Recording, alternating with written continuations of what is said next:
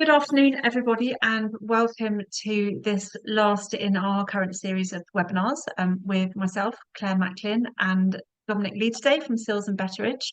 My name's Claire Macklin. I'm a breakup and divorce coach. I work with clients who are going through separation and divorce to help them to emerge the other side with dignity and confidence so that you can look back and feel proud about how you behaved during the process.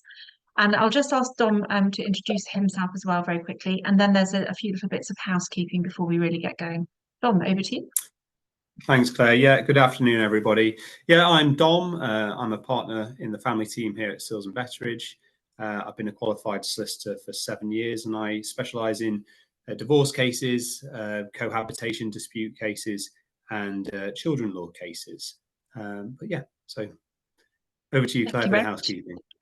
Brilliant. Okay, it's only one little bit, but as you can see, we can't see anybody on the screen. So if there's any questions that you have as Dom and I are talking, if you use the Q&A button at the bottom of the screen there, you can type in any question that you have to ask.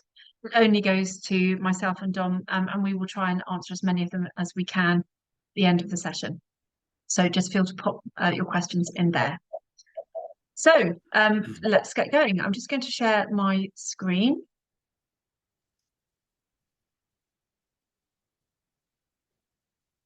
We go. So as I said, my name's Claire Macklin. I'm a breakup and divorce coach, a master NLP practitioner. I used to be a lawyer, but not anymore. I've been divorced twice, and I'm a single mum to 2 boys who are now in their late teens. I'm the author of the book that you can see behind me there, Breakup from Crisis to Confidence. So underpinning everything that I do, there are 7 pillars. I call these the 7 C's of my coaching. So my aim is to help you concentrate on you rather than on your ex, to become calm, to get clarity perhaps around the things that scare you or that you're worried about, to focus on what you can control, to see options and choices so that you can take positive steps forward, to communicate effectively, and also eventually to create a new and exciting future that you're excited about. And today we're going to talk particularly about handling a very challenging ex-partner, both before, during, and potentially after your divorce. So just to give you some examples of the kind of challenging behaviours that I'm talking about, it might be that your ex-partner puts you down, there's a lot of shouting, arguing, criticising, perhaps they don't listen, or they always believe that they're right. There's also the ex who was perhaps very controlling during your marriage and continues to try and exert that control through the divorce process and afterwards. So they're really difficult about finances, or they use the children as weapons, or they deliberately try and increase your costs by constantly putting in emails and so on. Or maybe they badmouth you. They get family and friends on their side to do the same thing. That's kind of called that flying monkeys. Or perhaps they threaten to not let you see your children if you don't do X or Y or Z. Or maybe they even make things up about you and spread lies about you.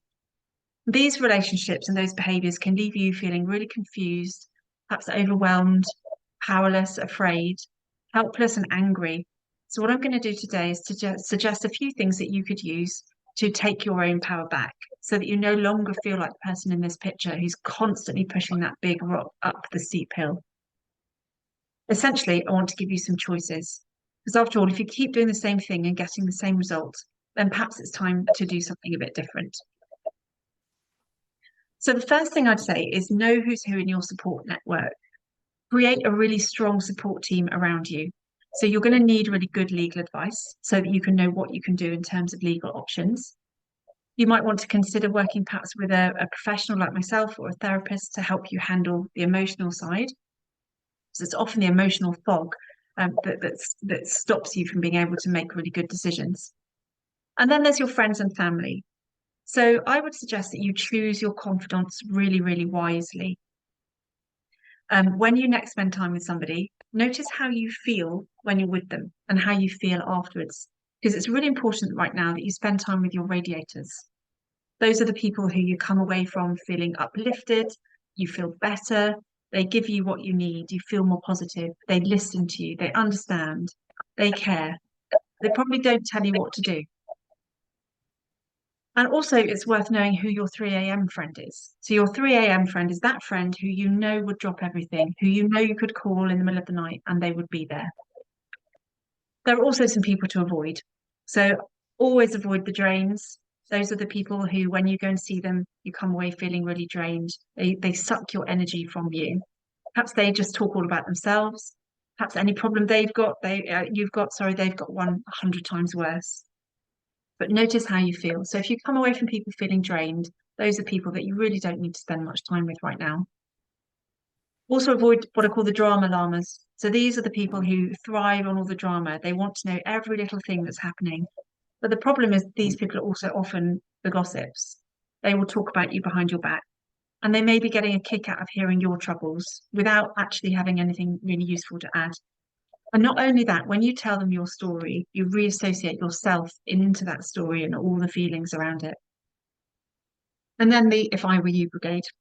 So these are the ones who offer you advice that usually starts with, well, if I was you, I would do this. Or when I was getting divorced, I did that. Please remember, these people are not you. They're not in your situation. They're not in your shoes. And if they're also angry on your behalf and they suggest you do things to exact revenge, for example, they're also not the ones who are going to have to live with the consequences of any actions that you take. So first of all, knows who's who in your support network. When you're dealing with an ex who's very challenging, you're going to need people around you that can help you to feel better.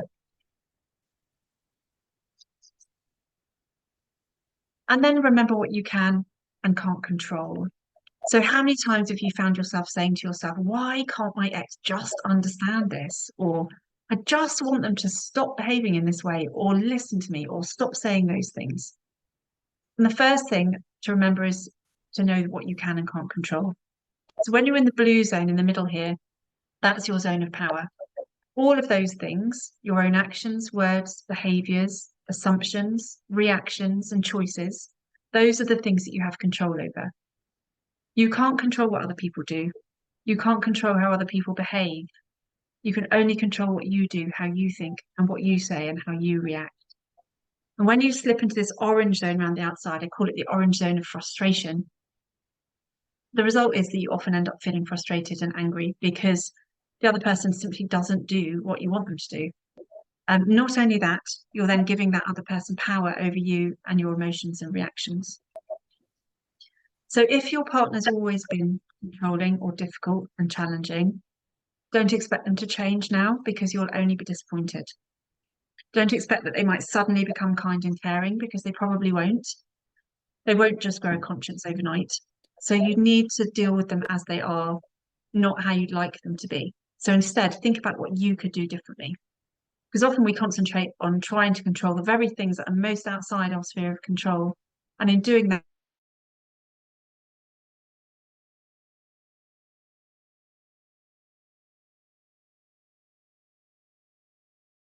it helps me get back into that blue zone.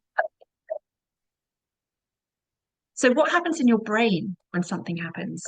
So when something happens, an email pops in, or you have a row in the street with your ex-partner, or a WhatsApp arrives, your brain might go into fight, flight, freeze, or flop. If it's going into fight, you might see red, you feel angry, perhaps you want to retaliate. If it goes into flight, you feel perhaps afraid, you want to run away.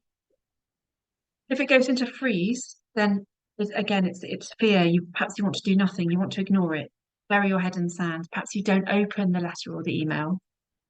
And if your brain goes into flop, this is where you perhaps want to appease your ex-partner or try to please them. You don't want to cause conflict. And often that can be a pattern that's developed over a relationship. And these are instinctive responses of your brain, which wants to keep you safe. So it reacts in instinctive ways to fight back, to freeze or run away, or to flop. And none of these reactions are really in your logical brain. They're all emotional responses, and they can all make this process so much harder. So I would say first notice the reaction. When something happens, notice where you feel it in your body. Perhaps your heart races, your stomach lurches, your head aches. And the first thing to do is to calm that stress response. So you can put your hand where you feel the response. So if it's on your head, put your hand here and just gently rub your temples. Or if it's in your belly, do the same. Then breathe several times, really slowly in and out. And remind yourself, I can handle this. I have options. I will be okay.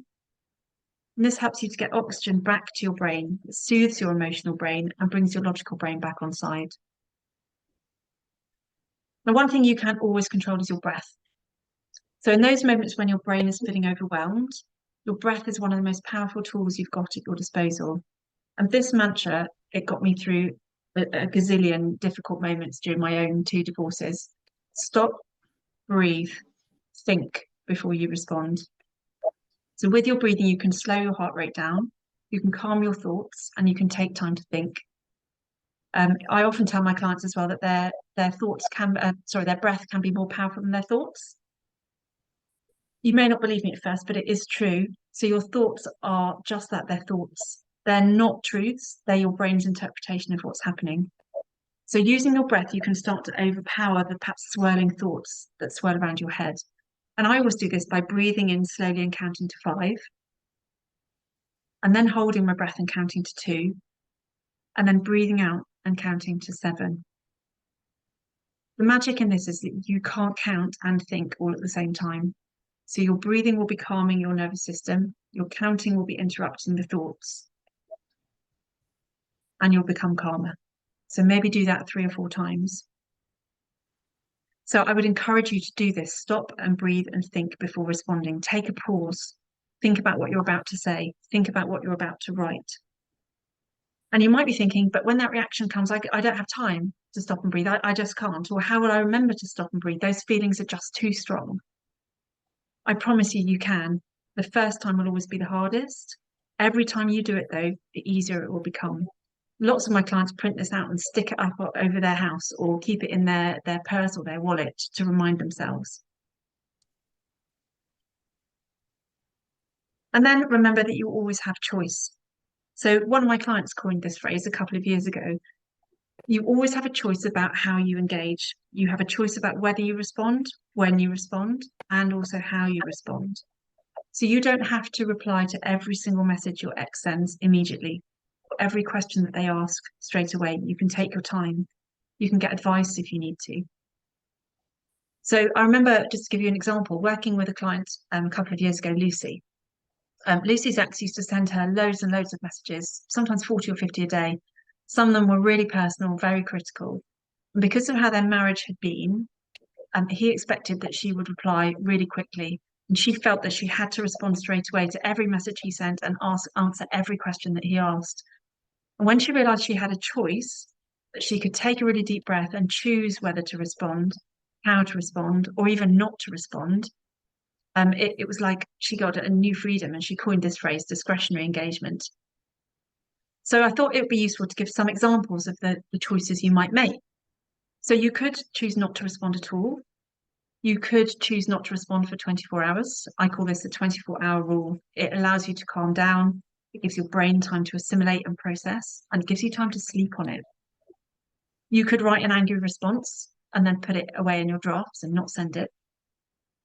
You could take time to take advice, get clarity on your options, your legal options, your financial options.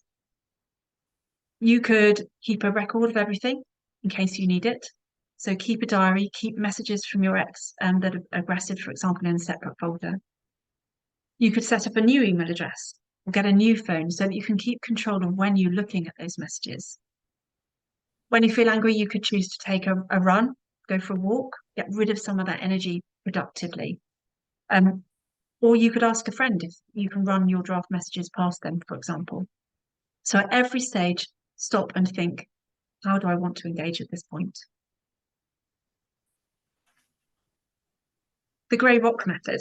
So if your ex is very difficult and seems to enjoy and thrive on causing you stress, then this is something to consider. It's really widely advised as a strategy for people to use when they're dealing with a very narcissistic person from whom they can't cut contact. Perhaps you've got children together. So they might be very demanding or lacking in empathy. They exploit or bully or belittle you or manipulate you. So these are people that enjoy the fight and get a kick out of the conflict. So the grey rock method is essentially, you imagine that they're a stranger and you've got no emotional attachment to them. You become as boring as possible, as uninteresting as possible. Make your interactions as short and uninteresting as you possibly can. Don't give any emotion away, because this will give them fuel. So keep your communication factual. Don't give anything away, and that avoids them learning stuff that they can then use against you. Don't try and make them understand or try to explain, because it's really counterproductive. And set your boundaries and stick to them. One really important thing to remember is not to tell them that you're using this technique, because that will destroy its power. The goal is to take away the reward of added conflict. Also be aware that this person may not like this technique at first, so they may react, but don't respond to those messages, which may be angry or accusatory, a bit like a child having a tantrum. Over time, this method really works. So I mentioned boundaries just now. Boundaries are really important when you're dealing with somebody very challenging.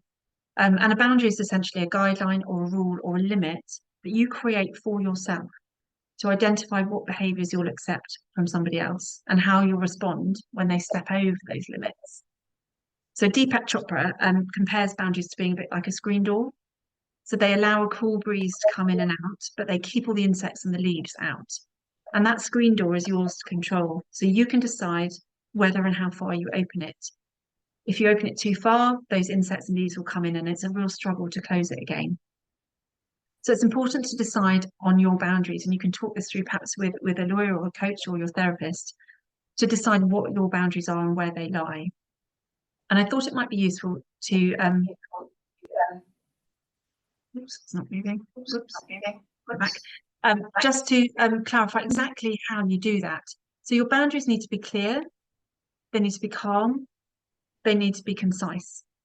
They need to be delivered respectfully and in as few words as possible, and clearly set out the consequence and what you'll do if that boundary is overstepped.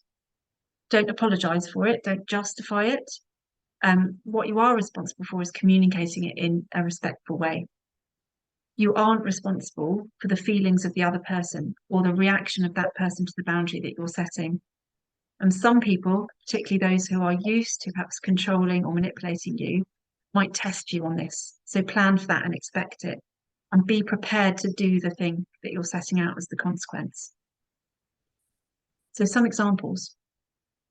I won't respond to emails containing personal attacks on me. I'll only respond to questions about arrangements for the children. Or I won't tolerate being shouted at. If you continue to shout, I'll leave the room. I won't read emails that are sent to me during working hours. I'll reply once I'm free. I need time to think and reflect before I make a decision, and I'll respond to you once I've been able to do that. Notice that all the behaviours in those examples are things that you can control. You haven't asked the other person to do anything. You've simply told them how you're going to respond to their behaviour. And that keeps you in that blue zone of control that I talked about earlier, and out of the orange zone of frustration.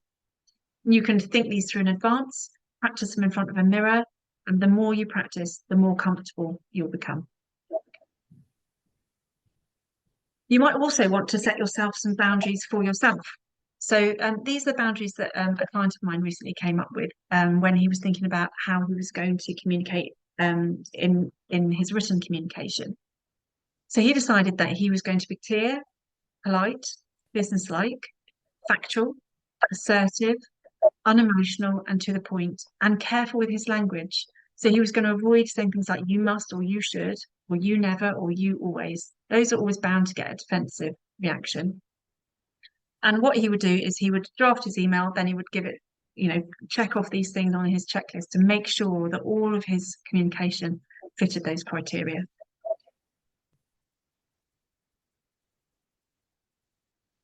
And then he also set himself guidelines for when he received an email. And this is really helpful.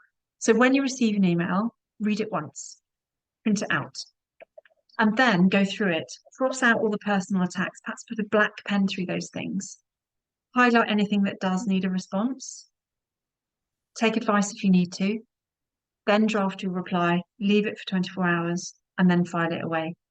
And if you can follow that, that will help you to stay calm. It will help you to take the time that you need to make decisions and to respond in a much calmer, informative and firm way. If you are seeing your partner face to face, or your ex-partner face to face, maybe you're even still living with them, or you need to meet them when you hand over children or whatever, make sure that you're prepared in advance. So think about what you'll wear. So wear clothes that will help you to feel confident. Hold your head up high, take deep breaths if you need to calm your stress response. And you can also use your imagination to help you. So I like, when I had to meet my ex originally, I used to imagine myself wearing this Teflon coat, had really slopey shoulders.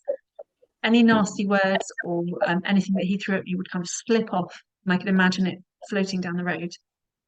Or imagine that you have an invisible force field around you that wards off negativity and angry words. Or imagine you're going to a business meeting, so put on your business head. Or another thing that's really useful is to see them as something funny. So when you see something as something funny, it kind of helps take the power out of it. So imagine that your ex is a bit like Kevin the teenager, or imagine them wearing Mickey Mouse ears, or having huge, great big clown feet. Anything that helps you to reduce the power that they have in your mind. And you can also prepare some exit sentences and practice them, much like the boundaries that I talked about earlier. And then the last thing that I would say is when you're dealing with somebody who's very challenging, it's really important to look after yourself, because dealing with a very challenging ex is really tiring and it can deplete your energy. So it's really important to remember to put the glass down. So I had a really good story recently about this. So there's a psychologist who's walking around a room teaching stress management to this class. And they raise up a glass of water like this. And everyone expected they would be asked, is this glass half empty or half full? But no, how much does this glass weigh? And the class called out all kinds of answers. And actually, the psychologist says the absolute weight doesn't really matter. It depends how long I hold it. If I hold it for a minute, it's not a problem. If I hold it for an hour, I'm going to have an ache in my arm. If I hold it for a day, my arm's going to be really numb and paralyzed. And in each case, the weight of the glass doesn't change. The longer I hold it, the heavier it becomes. And the stress and worry of divorce is a bit like this glass of water. So if you think about them for a while, it's okay. If you think about them a bit longer, they begin to hurt. And if you think about them all day long, you will be paralyzed and incapable of doing anything. So give yourself permission to put that glass down. Do some things that you enjoy. Do something kind for yourself every day. Focus on the really good things in your life, because there will be some. Maybe even make a list of all those good things that you can focus on whenever you need to remind yourself. So I always suggest to my clients that they make a list of the things that enable them to release endorphins, make them smile, that give them pleasure, people whose company you enjoy. Keep that list to hand and use it, and make a promise to yourself that you're going to do one of those things every day. Because to look after yourself really does have to be a priority when you're divorcing somebody very challenging. So that's me. I'm going to stop sharing. And I'm going to hand over to Dom, who's going to talk us through some specific examples of what if my ex won't engage? What if they're hiding assets? What if they don't comply with orders? So I'll hand over to you, Dom. Thank you very much. Thanks, Claire. Let me just share my screen.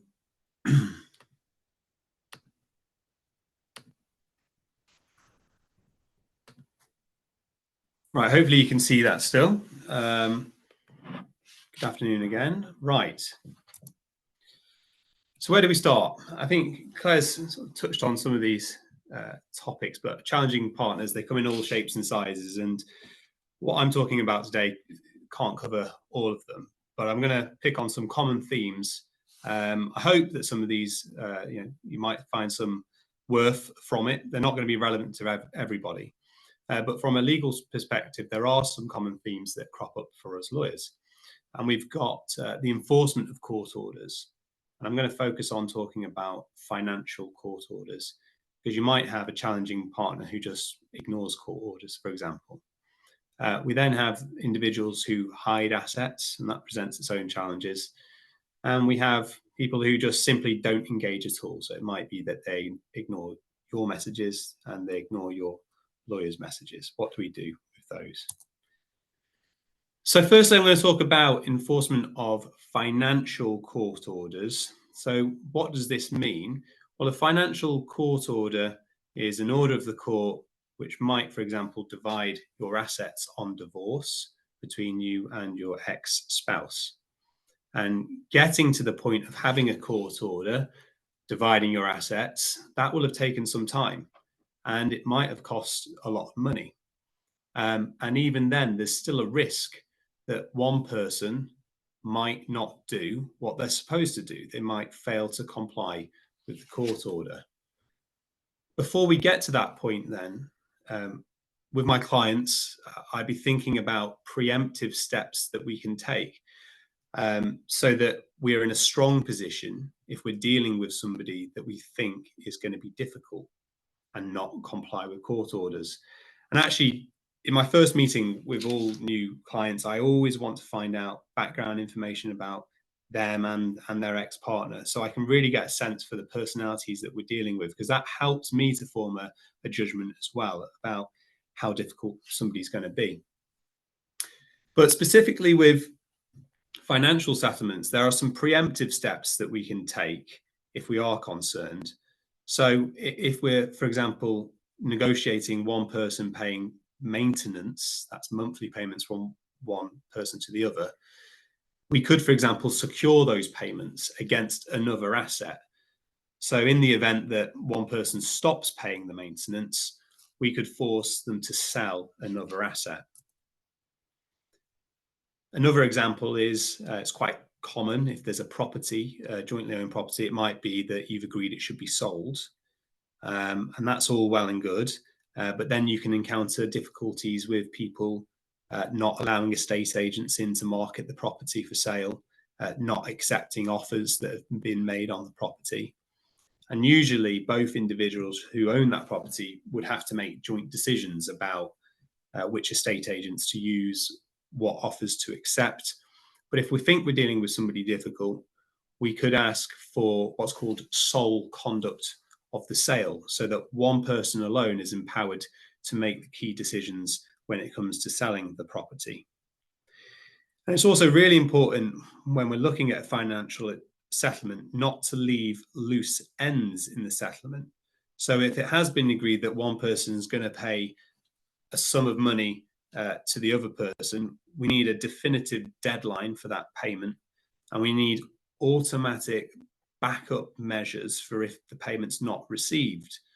So for example, it might be that your former husband's to pay you a lump sum of £200,000 by a certain date, and if it's not paid, there would then be an automatic order for the sale of another asset that he owned.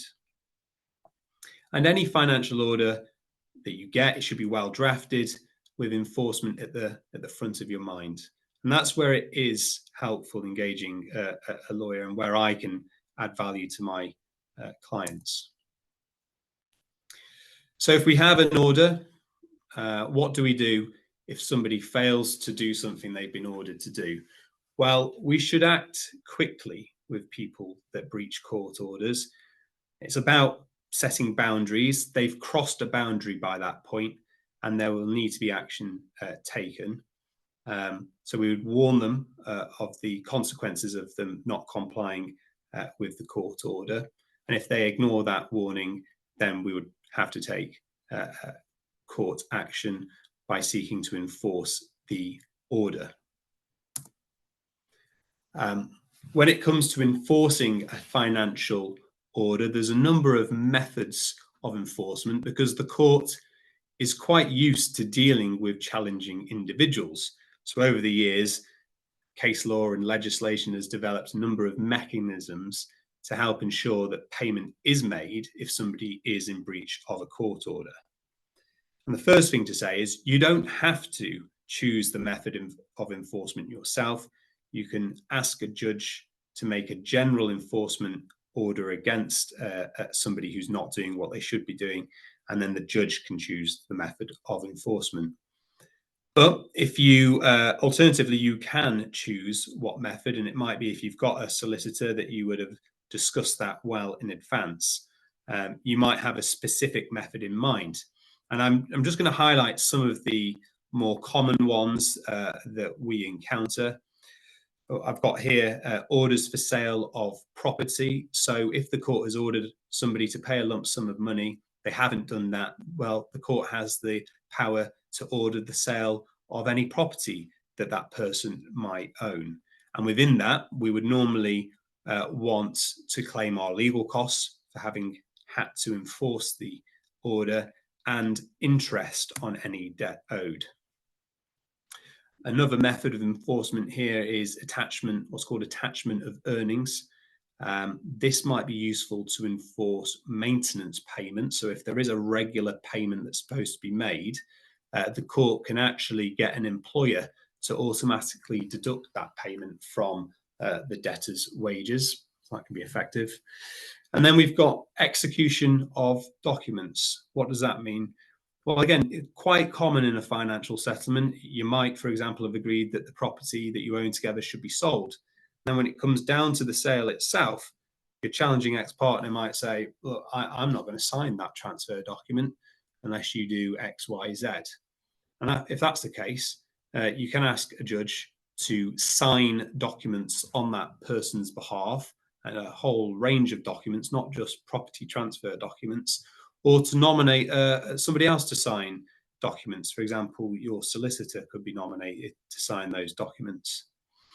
Now, the final example I've got here, and this is not an exhaustive list, is something called third-party debt orders. So where somebody owes you money, you can get a third party to pay you that money if that third party owes your ex-partner money. So the most common example of this is a bank account, because a bank account is technically a debt that the bank owes you.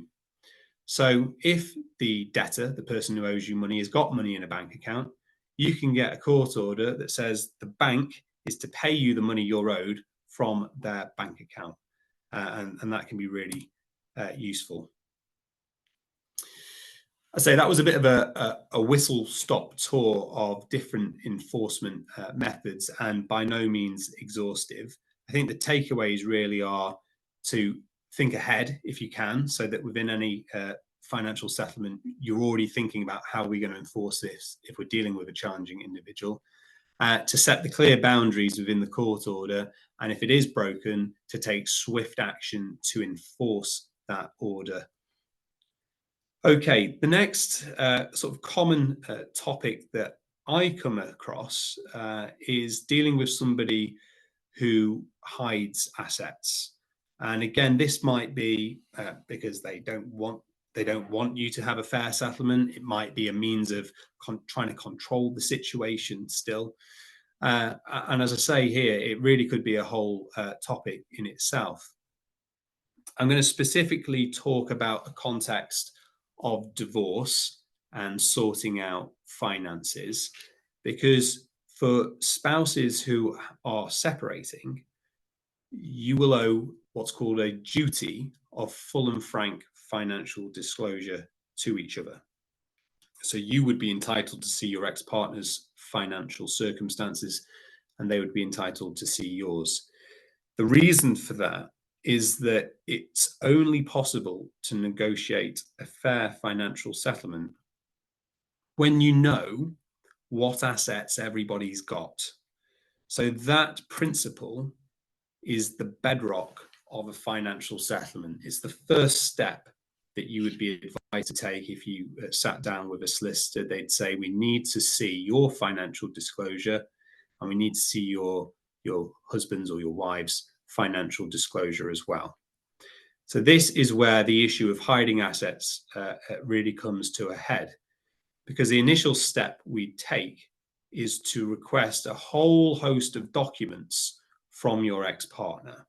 We would need to have copies of bank statements for every bank account that they have an interest in, wage slips, company documents if they're a director or shareholder in a company, pension disclosure, pretty much everything we need to ask for it. And that's where we could encounter some resistance. It might be that we receive piecemeal documents, so we get half of the picture, or it might be that we get a flat refusal to provide any documents at all. And if we were in that territory, we would be having to think seriously about making an application to the court for a judge to resolve the financial settlement, so that an individual is under a court order to provide those documents. And again, in my initial meeting with a client, I normally want to know as much information as possible about their ex-partner. Where do they work? What jobs have they done throughout their lives? Etc. What businesses have they established? Because straight away we need to build a picture of where somebody might have assets. So if somebody isn't given us proper information about their financial circumstances, you may need to make an application to the court, and the court will order people to produce documents. That normally does the trick. If it doesn't, the court can formally warn an individual that if they don't provide the documents by a certain date, that they will be imprisoned. Now that's fortunately very rare that actually has to happen, but technically it can happen. And what you have essentially is a judge now setting boundaries. We will have tried to set boundaries, and a judge will now set boundaries, and that normally improves the situation a lot. So once we start receiving documents, we can then start making further inquiries.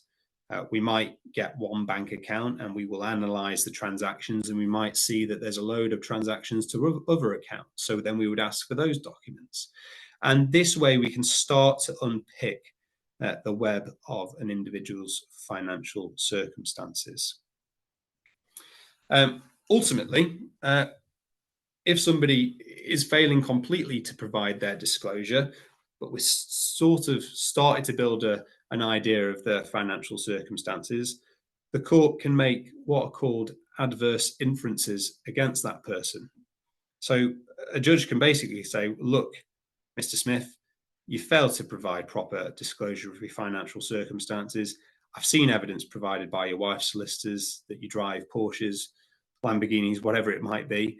And a judge can infer that that person has significant assets, and they will just be quite pragmatic about it and roll on with the case.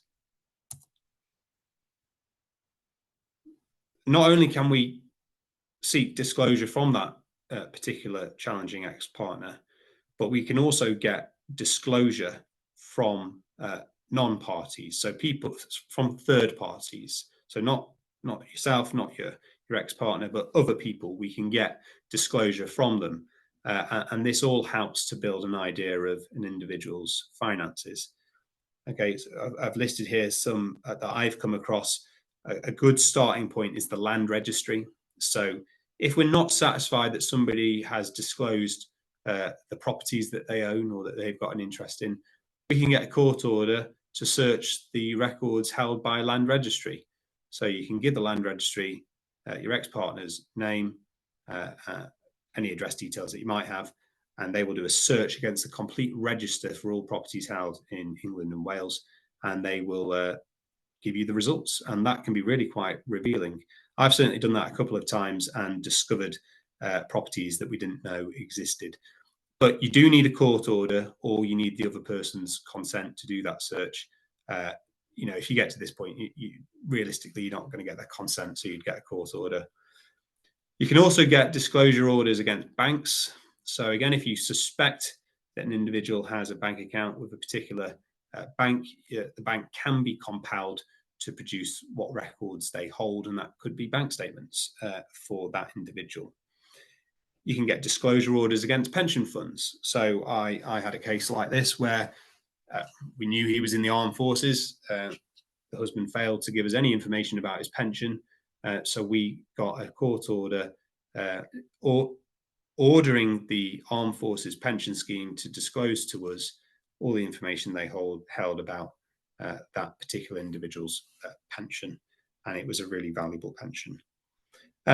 And the final example I've given here is witness summons. What that is, it's a summons, so somebody can be required to produce documents to the court. So, you know, if you know the person's employer, If it gets to this point, technically you could ask that employer to provide information about that particular employee.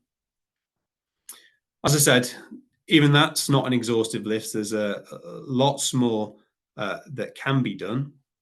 And if we do all the above and more, by that point, we've normally started to build a much better picture and get cogent evidence of somebody failing to disclose assets. And all of that builds a case before a judge. Your ex-partner, by that point, their credibility will have been damaged massively. The court, as I said earlier, can infer that certain assets exist.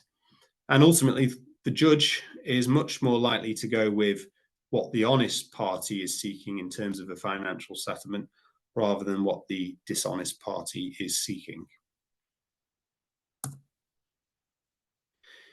And I suppose the final topic, which I'm going to round off on, and I would welcome questions about this, is what do you do with an ex-partner who just doesn't engage in this process at all? Well, it's necessary to give them at least one or two chances to engage. So you've got the documentary evidence that you've attempted to settle this matter sensibly. But invariably, if they're ignoring you and there's finances that need to be sorted out, then a court application is likely to then be necessary.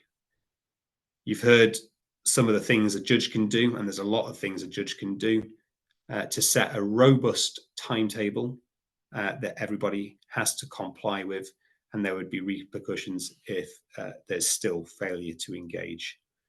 The court can punish people ultimately by imprisoning them in extreme circumstances, or making what are called cost orders against somebody. So if you've spent money on your lawyer preparing for a court hearing that somebody then fails without a very good reason to turn up to, you're within your right to ask a judge to order that person to pay your legal costs for the cost of that wasted court hearing. And it's an area that judges are getting hotter on and less tolerant of people who fail to engage. But ultimately, the court process will continue with or without the involvement of that challenging ex-partner. This is the case I was talking about a moment ago with the Armed Forces pension. The husband in this particular case, he engaged, I think, for the first court hearing, but then he failed to attend the subsequent two court hearings. And the judge in the end just cracked on with the case. We had enough information about his pension, which was the largest asset in the case. And the judge made a final order without the husband because he didn't engage. And that order was enforced, and my client received 100% of that individual's RAF pension.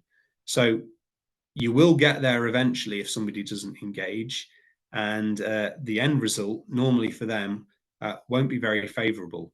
In this particular case, if he'd engaged, the wife probably would have received 50% of his RAF pension. But as it turned out, the judge awarded her 100% of his pension. So that strategy, if it was a strategy by that particular individual, backfired massively. So I think that rounds off this whistle-stop tour of some issues that we encounter as lawyers, and that through working with our clients, I'd want to bring to the surface as soon as possible if we think somebody's going to be a challenge, and agree how we're going to deal with that individual. And there's certainly a lot of overlap between what you're talking about, Claire, in terms of setting boundaries, having that support network around you, because it'll be really frustrating if somebody's not engaging or replying to your solicitors. So that support network, that 3 a.m. friend, I think as you described it, to vent with, is going to be really valuable. But then your lawyer to help focus on the legal issues is also going to be very valuable. And just taking time, what I often say to clients is what you say, don't send anything immediately. You leave it for 24 hours, because that knee-jerk reaction, quite often you might regret things that you say. And even as a lawyer, I do that. I sometimes prepare a draft letter I'll sit on it for 24 hours. I'll send it to my client. We'll discuss it, and we'll really think it through before sending it out. So yeah, I think that's my whistle stop tour done, Claire. Now over to you. But if there's any questions, please do put them in the chat box below, and hopefully we'll be able to answer them. Brilliant. Thank you very much, Dom. So if you stop sharing, then people can see us. Yeah. See both our lovely faces. Perfect. Thank you very much. So there are some questions, Dom. So the first question, this is a question that came to us before the session that we've planned in, was what kind of boundaries can you set with an ex-partner who, this isn't an ex-partner who isn't engaging, this is almost an ex-partner who's engaging almost too much. So they send bombardments of emails to your solicitor in an effort to increase your costs, because they know that every time they send an email, you'll have to open it, that will increase your costs and so on. So I wonder what boundaries you would put in place if you were dealing with that. Yep, it's a situation I've come across. Firstly, I'd have an open conversation with my own client to say, look, I'm receiving a lot of emails from your ex-partner. I don't want this to be costing you more money, because I want to get good results for clients that doesn't cost the earth. So we'd have to agree a way between us about how it's going to be managed. So firstly, I'd say, look, I'll scan them. I'll scan read them. I won't forward them to you unless there's something particular that I need your instructions on, because that in itself would be sort of unpleasant and unnecessary. You know, if I'm then I'm forwarding on 10 emails a day to a client, I'm almost part of this abuse, because that's what it is, essentially. It's harassment. It's totally unnecessary. So that's the first thing that I would clarify with my client. Then in terms of my response to that individual, I'd have to be very clear on exactly what I'm instructed to deal with. You know, if a lot of these emails are about, I don't know, conspiracy theories, or I don't know, the washer and dryer, and I'm not instructed on that, then I'll be very clear and polite that I'm only instructed to engage in one particular issue or two particular issues. And as you say, I will choose when I respond to that individual. You know, I'm not going to jump to their tune. Ultimately, I can't ignore somebody, so there would have to be a response, but I would clarify what I'm instructed on. If they're sending me lots of emails a day, I'll make it clear that I won't be dealing with all of those emails, and I will warn them that if that conduct pushes up my client's costs, that we will seek an order for costs against them. And I'll suggest that they may want to do, one email addressing the issues that I'm instructed on, and then I can take instructions. If they don't do that, I can't take instructions. So it's setting firm but polite boundaries. And I think the key thing is being on the same page as my client in terms of how we're going to manage that individual. Brilliant. I think that's really clear. Thank you. And then another question following on from that. So if you've agreed with your ex-partner that you're going to share the court fees between you, but they are not forthcoming with their share, can the court help with that?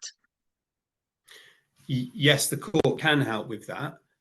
You would have to make an application back to the court to enforce the debt.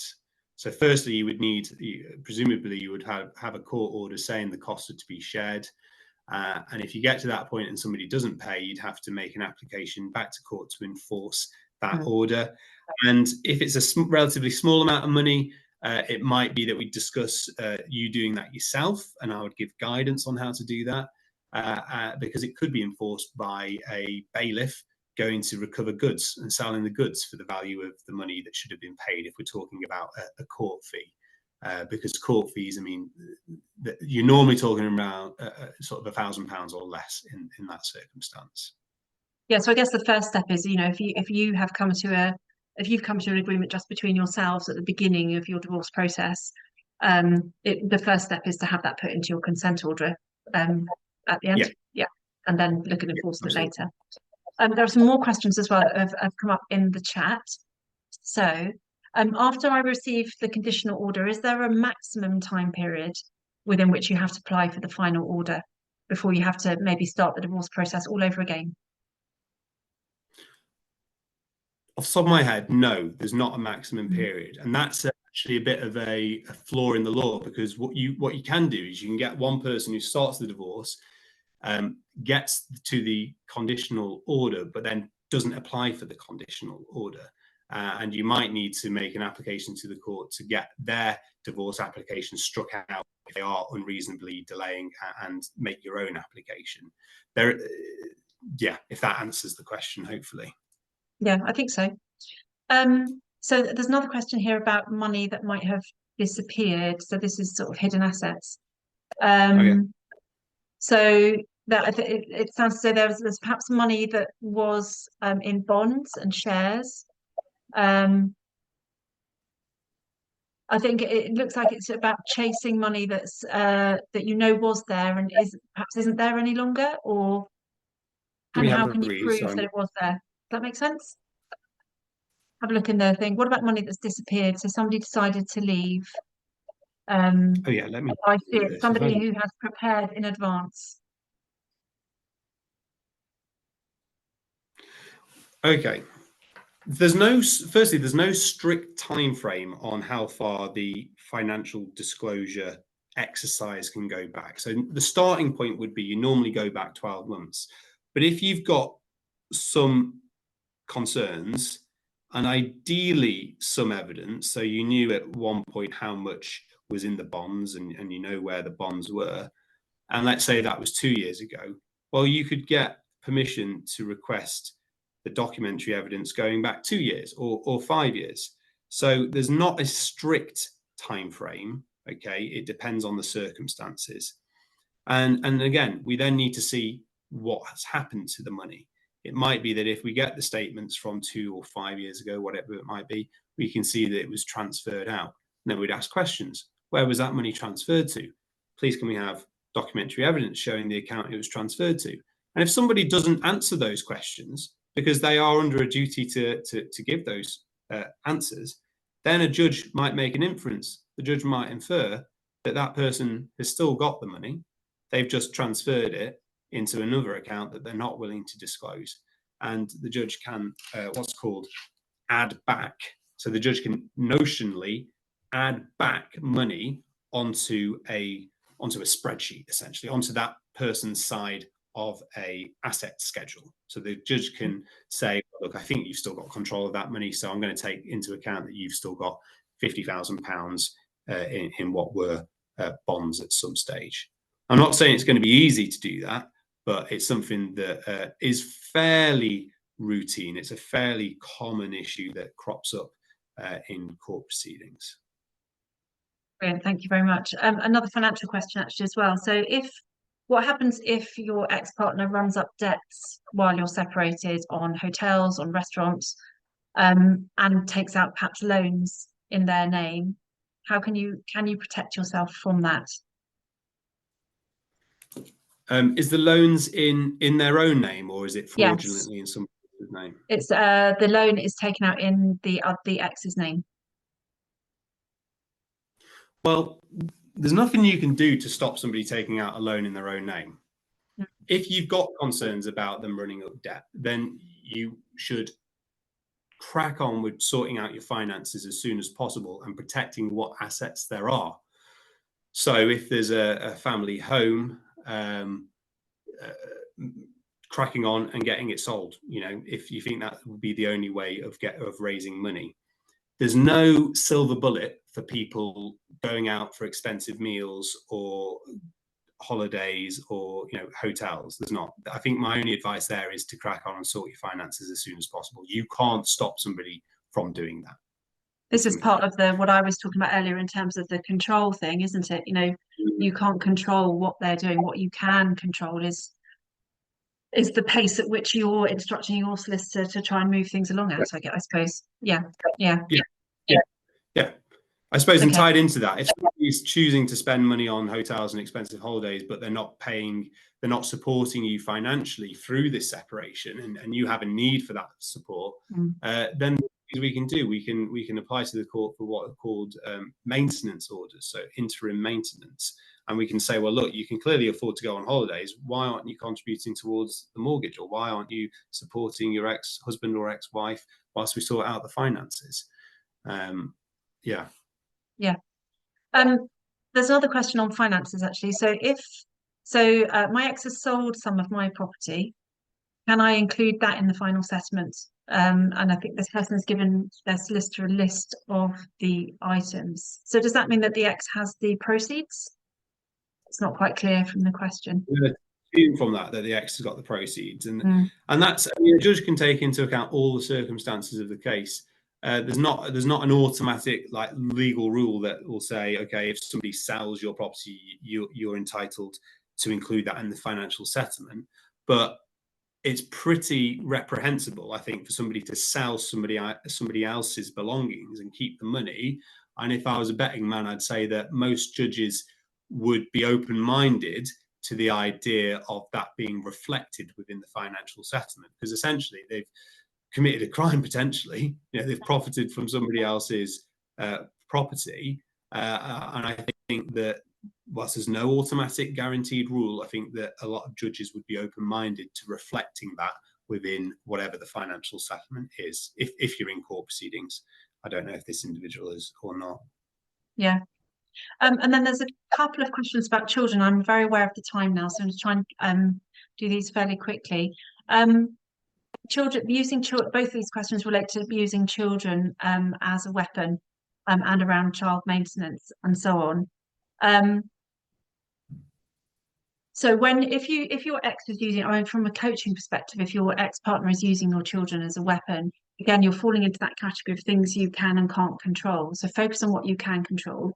What you really can control is the kind of parent you are on your time. If there are serious sort of safeguarding concerns and things, then you can take advice on what to do around that. There may be things that mediation perhaps might be able to help with around children as well, or taking those concerns to your solicitor to getting advice. The big thing that for me, from my perspective, the big thing that you can control is who you are on your time. And you may have to, for example, you may have an ex who refuses to co-parent and what I call counter-parents, so they undermine you or they do almost the opposite of what you would want. And you may have to accept at that point that you are in parallel parenting territory, which is where you both parent on your time in kind of parallel lines, and you minimize contact between you. But there may be specific questions that have come up in people's circumstances, reading through the questions, they're quite detailed, that you may need to take individual specific advice on, I think. On those, I don't know if you've got anything to add to that, Dom. Yeah, I'm just, it's quite, let me just pick up on one here. I think somebody's asked, looks like their ex-partner is trying to enforce child maintenance where there is none. I think in that case, child maintenance now is predominantly dealt with by the Child Maintenance Service. There are still some limited circumstances when a court can order the maintenance, but the challenge you're going to have is the Child Maintenance Service is a big bureaucratic organisation, and I don't think they have enough staff, and there seems to be a big backlog. But you'd have to get in contact with the Child Maintenance Service to get them to do a reassessment or appeal whatever decision they've made. This clearly sounds as though this individual is saying a mistake has been made. There should be no child maintenance payable, but their ex-partner is trying to enforce it. A first bit of guidance would be to contact the Child Maintenance Service and see what's going on, and see if they've been given incorrect information, and asking them to do a reassessment, basically. Yeah. And then the last question that I've got here is around defamation, essentially. So if your partner is spreading false accusations, for example, about you regarding behaviour, would it be best to wait until the divorce proceedings have finished before dealing with those? And would that be a litigation lawyer? That's quite a wide question in terms of whether those allegations can be dealt with within the process or not. The divorce process itself, the divorce process now doesn't deal with allegations. So the divorce process is simplified. It was reformed over a year ago, and it's mainly an administrative process. Will those allegations be relevant to the financial settlement? Well, if somebody suffered significant economic loss because of false allegation, then potentially that would be something that would be relevant.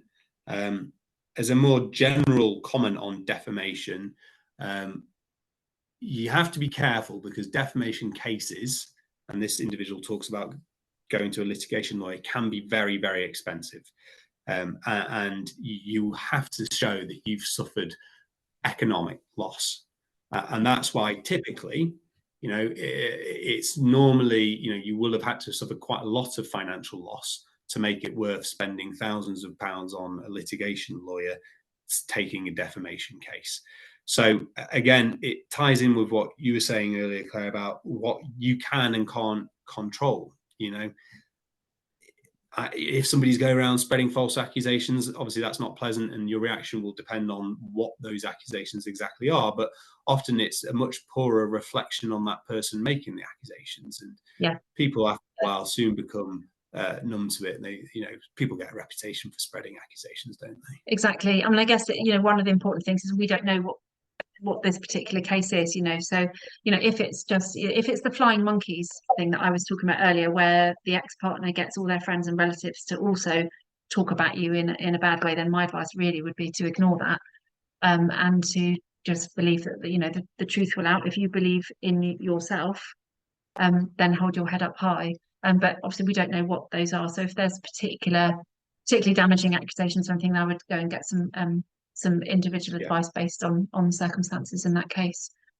I'm aware it's now 2:02, so we've run slightly over time. But I'd like to just thank everybody for attending today. It's been a really, really informative session, I hope. And thank you, Dom, for your expertise. You can contact either of us, anybody who's watching. There'll be an email coming out, I think, with a recording after the process and put it all onto the recording channels and so on. So have a wait for that, and that should contain all our contact details and everything. So thank you very much, Dom, and good luck, everybody. Thank you for coming. Thanks, guys. Good afternoon, everybody.